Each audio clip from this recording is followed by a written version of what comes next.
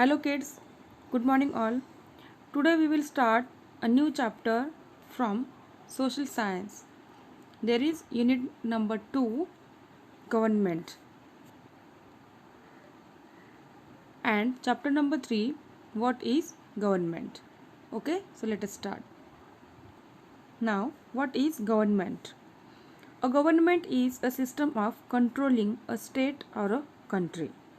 A government has rules that all people living in it must follow.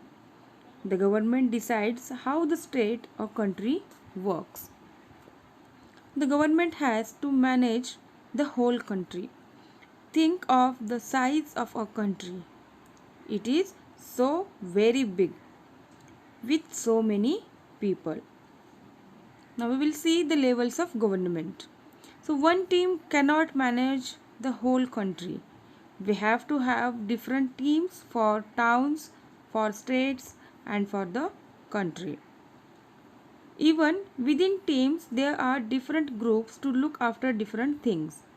These smaller teams look into more details and the bigger teams look at the big picture. Let's see what the different levels of government are. So first is central government. The team that works for the whole country overall is at the central level. They have to take decisions keeping the whole country in mind.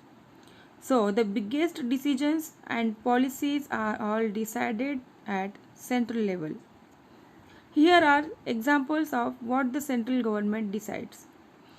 How India will behave with other countries, what tax the people of India will pay, what national highways are needed, whether they should continue with 50 paisa and 20 paisa coins, what to do if there is an earthquake, how to manage the borders with so many different countries. Now, the state government. The country is divided into many states and each state has a separate government. The state government has to look at what the central government has decided and then keeping that in mind decide details for their own state. Here are examples of what the state government decides. How to build roads and railways to connect major cities in the state, what textbooks to make for the students, what local festivals to celebrate. Number 3 is local government. The state has districts, villages, towns and cities. Cities have lots of people, towns are smaller and villages are even smaller. The needs of each are different. Each has a different government to look after the details. This is called the local government. Now here are the examples of what the local governments decided. Building parks, libraries, flyovers in the town. What statues to put up at various crossroads and names for streets. Collecting and disposing of trash. Now laws and the government. First is law. When people live together, they have to live by certain rules. Who decides the rules? The government does. And when they decide the rules, they also have to decide the punishment for not following the rules. The rules and the punishments for not obeying the rules are called the law. There are teams to check that the law is being followed and to give out punishments. There are teams to check that these punishments are being followed too. For example, there is a law that you have to stop at a red signal, right? So if you don't stop at a red signal, the punishment is a fine or a jail. Now, who checks that you are following that laws and give you the punishment? Yes, the police. Now, what if someone feels that they are punished wrongly?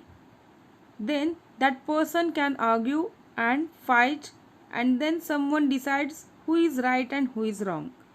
So there are teams to allow the people to fight too. Those are judges in courts. The judges listens to the both side of the story carefully. The judge checks what other people have to say, if there are other things to support anyone's story. Then the judge decides who is wrong and gives orders about what to do. Now, types of government. A government is what controls a state or a country. But how does it control a state or a country? There is no one way of doing it. So there are many different ways in which a government can work. So basically, controlling a state or a country means deciding what to do. Who decides and how do they decide? Who the decision makers are and how they take decisions is what tells us what kind of government it is.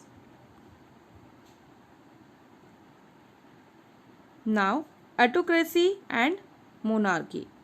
Now, autocracy means ekatantra and monarchy means samrajya.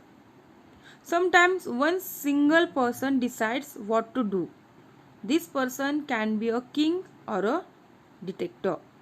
This is called an autocracy or a monarchy. Now, the monarch means king or a queen.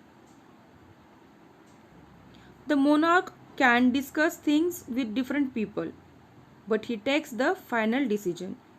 A monarch does not have to explain his actions or decisions to the people. Kings and queens used to be monarch. Now, democracy. Democracy means Jantantra or Lokatantra. The people in each part of the country elect their leaders.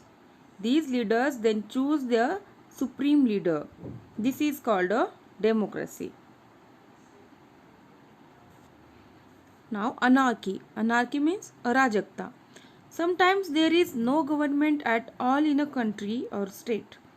This can happen for some time when there is war or a government has been destroyed. This is called anarchy. Now we will see democratic government. The government that India has is a democracy. That means the people themselves are the rulers of the people. The rulers of the people are chosen by the people. Choosing the leaders happens through elections.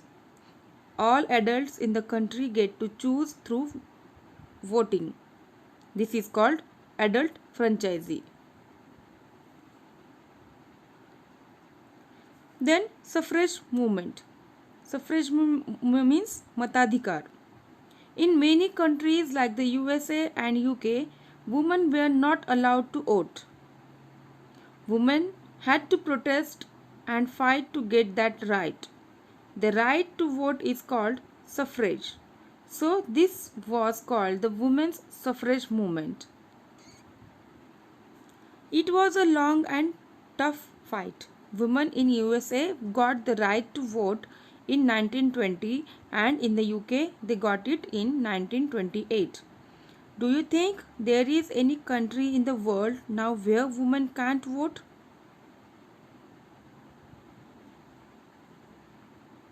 So in this picture you can see voting in the rural area. A mark is put on the finger to make sure that a person cast only one vote. So this is the government and we finish this chapter. We will see question and answers in our next video.